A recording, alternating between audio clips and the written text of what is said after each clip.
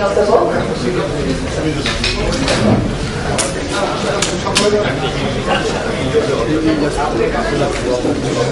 বলা হয় হাবিবুল্লাহ করিমের তরফ থেকে আমি খুব সহজেই রাজি হয়ে যাই, কিন্তু সময়ের নির্ধারণটা ঠিক হয় নাই। কারণ আমি এত ব্যস্ত ছিলাম যে বইটা যদিও কয়েকদিন আগে পেয়েছি, আমার মনে হয় শুধুমাত্র আর বাকিটা যাকে বলে রসবার করা সেটা করেছি। সুতরাং প্রথমেই দুঃখিত যে এইরকম অবস্থায় বই সম্বন্ধে বলাটা খুব বেশি মানে ভালো কাজ নয়, এবং অনেকেই বলতে পারেন তো ফাঁকিবাজি হয়ে গেল। হ্যাঁ, কিছুটা ফাঁকিবাজি হয়েছে। বইটি অতি চমৎকার। আমি বইটা নাড়াচাড়া করেছি, বললাম তো একটুখানি পড়েছি। তো বইটির একটা আকর্ষণ হলো বিষয়টা তো খুব সহজ নয়, আবার সহজ আছে, কিন্তু এটাকে এমন সুন্দরভাবে উপস্থাপন করেছেন যে আপনি প্রথম যখন শুরু করবেন এগুলো থাকবেন না, আপনি থামবেন না। এটার এই সচেতনতা মোটেই আপনাকে আক্রমণ করবে না, আপনি বরং তার যে ভালো ভালো সুন্দর সুন্দর দিক সেগুলো দেখবেন। বইটির আরেকটি সুন্দর ব্যাপার আমার কাছে দৃষ্টিগোচর হয়েছে, সেটা হলো এখানে কি করে যে দুনিয়ার এত সুন্দর সুন্দর প্রতিষ্ঠান এনেছেন। আমার ইচ্ছা ছিল যে আমার সময় কম, কিন্তু আমি আরেকটা সবাই যাবো যেখানে আমার বহু করি আরো কয়েকজন 7জন 8জন মন্ত্রী করছেন, 12টার সময় মধ্যে হওয়ার কথা। এখানে আমি কতগুলো দৃষ্টি করেছিলাম যে এই সমস্ত প্রতিষ্ঠান দেখা দরকার, এগুলো এত সুন্দর এবং এত প্রাসঙ্গিক।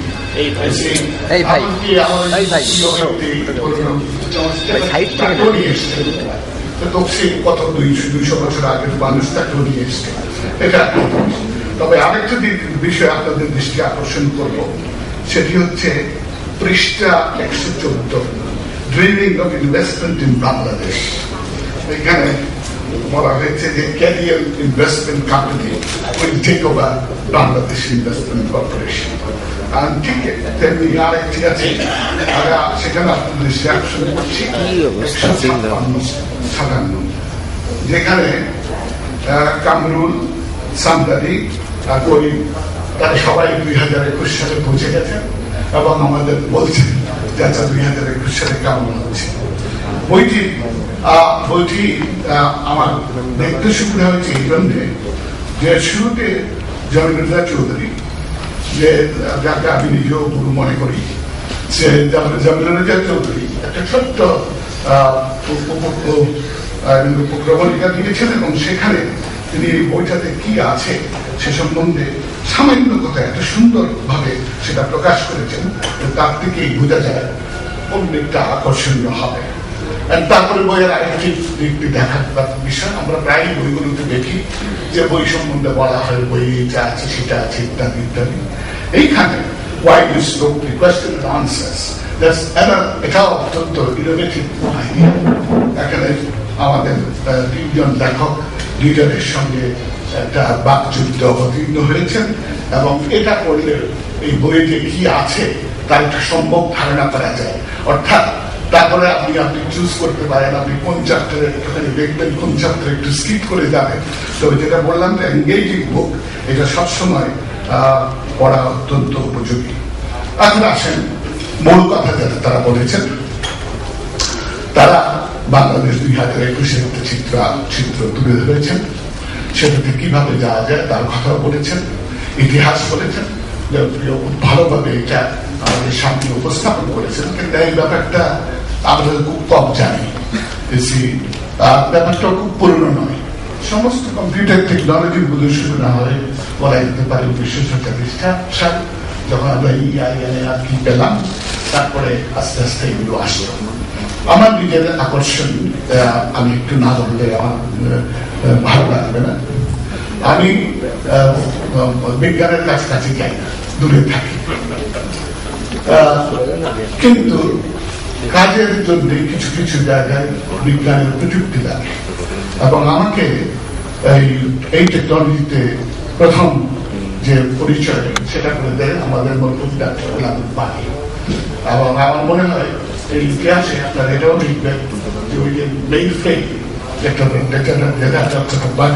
আমাদের সেন্সিটিভ বোর্ডগুলোকে ইনস্টল করেছিল, সেটা কিন্তু আমাদের অনেক দূরে এগিয়ে দিয়েছে। কারণ প্রথম প্রাথমিক ট্রেনিং হয়েছে, অ্যাটমিক এনার্জি কমিশনটা খুব লিমিটেড ছিল, অ্যাক্সেস কম ছিল। সেই তুলনায় আমার মনে হয় সেন্সিটিভিটি ব্যুরো অনেক বেশি অবদান রেখেছে। সেই প্রথম আমাকে আমার বন্ধু রব্বানি আমাকে এটাতে ইন্টারেস্টেড করে। তখন আমি দেখেছি এটার যে চার্মটা, সেটা হচ্ছে অ্যাকাউন্টিং অ্যান্ড নিউ টেকনোলজি, এবং সেভাবেই এটাকে আমি কোথাও দেখি এই 70 দশকের 80 দশকের প্রথম দিকে। তখন আমি কোনো কম্পিউটার নিজে ব্যবহার করিনি, কম্পিউটার ব্যবহার করলাম বোধ হয় 84 সালে কম্পিউটার ব্যবহার করি, এবং দেখলাম যে এটা খুব ভালো জিনিস। আমি তখন দু তিনটে জিনিস ব্যবহার করতাম, একটা তো ওই হোয়াটসঅ্যাপ লেখার জন্য, আর আরেকটা হচ্ছে লোটাস 1 2 3 বানানোর জন্য। এগুলো যারা এখন ডিজিটাল টেকনোলজি আছে তাদের এগুলো বোধহয় মনেই নাই। হোয়াটসঅ্যাপ যে ছিল, এখন তো এটা আর কেউ দেখে দিয়ে চলছে। আর সেই যে আমাদের এই মাইক্রোসফট আমাদের একদম সব চরিত্র বদলে দিয়েছে। এবং এই টেকনোলজির একটি সমস্যা আছে, যে সম্বন্ধে আমাদের অবহিত থাকা উচিত। সমস্যা এত কুইকলি এটা এগিয়ে যাচ্ছে, এত তাড়াতাড়িতে পুরোনোটা একেবারে পরিত্যক্ত হয়ে যায়, সেটা দিয়ে আর চলে। এটা টেকনোলজির চার্ম, টেকনোলজির দোষ, ওইটাই আমি বলবো। চার্ম যেটা ইটস মুভিং ফরওয়ার্ড, আর দোষটা হলো যদি খুব সত্যই আমার যা কিছু আছে সব একেবারে আপডেটেড হয়ে যায়। এইগুলোতে আবার কি করা অবশ্য তারা কনভার্সনের বিভিন্ন ব্যবস্থা রেখেছেন, সেটা ভালো। আমি শুধু এটা বলবো যে ওই রব্বানির প্রথম প্রভাব এবং তারপরে আমার 3 ছেলেমেয়ের প্রভাব, সেটাই আমাকে এই টেকনোলজিতে আকৃষ্ট করে। আমিও তো বুঝিনি, কিন্তু 83 সালে আমি এই টেকনোলজির দ্বারটা উন্মোচন করার চেষ্টা করেছি। Total failure, I must say, complete failure. I should read something. 83 সালে আমি কি করলাম, এটা ওই চলে গেছে আমাদের আমেরিকান চেম্বারের chairman,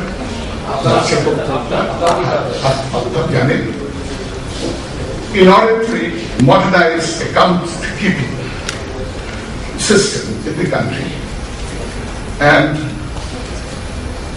also to encourage use of modern equipment in administrative and research organizations, present duty rate at 50%, 100% and 300% level on computers, this and that, are all reduced to 20%. And the sales tax of 20% is removed. That's 1983. 86 আমি যখন প্রথম computer নিয়ে দেশে ফিরলাম, আমি চলে গেছিলাম degree পাবার বাবা। আমাকে ট্যাক্স দিতে হলো প্রায় যত দাম তার 2.5, ট্যাক্স দিলাম 2.5, আর আমার খরচ হয়েছিল প্রায় 1.5 লাখ টাকার মতো, আর আমি এটাকে নিয়ে আসতাম 4 লাখ টাকা। এই আমার মনে হয় এভাবে এইখানে ইতিহাসে বলছে যে আমাদের একটা সুযোগ ছিল, সেটা আমরা অনেক সময় নষ্ট করেছি। তারপরে একটা বড় সুযোগ করে দিলেন টিবিয়া সাহেব 1997 সাল দ্বিতীয় বছরে, তখন কম্পিউটারকে টোটালি ফ্রি করে দিলেন। কিন্তু এবং প্রকৃতপক্ষে তখন থেকে আমাদের computer industry, IT made the sort of move. এটা আমরা যখন কিসে ছিলাম, অপোজিশনে ছিলাম, আমার দল, এটাকে আমরা খুব ভালো করে গ্রহণ করতে পারি। একটা বড় কারণ হলো আমাদের মাননীয় প্রধানমন্ত্রী is herself into information technology. You see, personal interest, যেটা জামিল বলেছেন, I take your advice very seriously. I think that is what we have to do in order to promote some big names in Bangladesh. সেটা আমাদের একটা দুর্বলতা, এটা আমাদের cover করতে হবে, এবং এটা আমরা কিন্তু আমাদের পলিসিতে তেমন করে বলিনি। এটাকে বোধহয় একটু দেওয়া উচিত। এইখানে পলিসের উপরে অনেক বক্তব্য আছে, আমি এগুলো পড়িনি, একটুখানি দেখেছি। আমার ইচ্ছা যে কিছুদিন পরে এরা এই পাথার খালিদা বেসিস কম্পিউটার সোসাইটি তাদের সঙ্গে আমাদের একটু বসা উচিত। আমরা তো একটা রোডম্যাপ দিয়েছি, একটা বইয়ের বাজেটের সঙ্গে দিয়েছি, সেটাকে যাতে আর একটু আপডেট করা যায় এবং আরো উন্নত করা যায় সেই প্রচেষ্টা আমরা নেব। আমার মনে হয় আমি এর বেশি আর কিছু বলতে চাই না। আগেই বলেছি যে না পড়ে পুরো না পড়ে মন্তব্য করছি, এর জন্য অত্যন্ত দুঃখিত।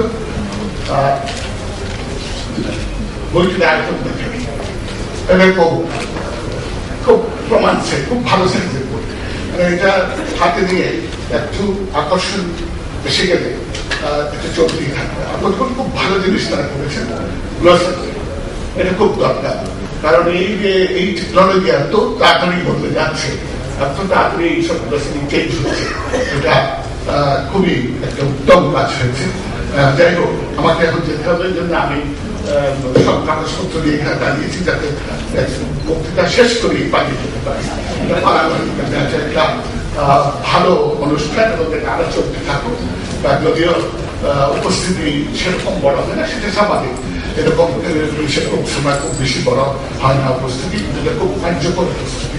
এবং এখানে আরো উপস্থিতি দেখতে আমি কারো সঙ্গে কাজকে চেষ্টা করি যে আমাদের পার্লামেন্টারি কমিটির আছেন, উনি আমাকে বড় জানান এবং সেই জায়গা থেকে করতে থাকেন আমার কোনো আপত্তি নেই। ধন্যবাদ আপনাদের সবাইকে, ধন্যবাদ।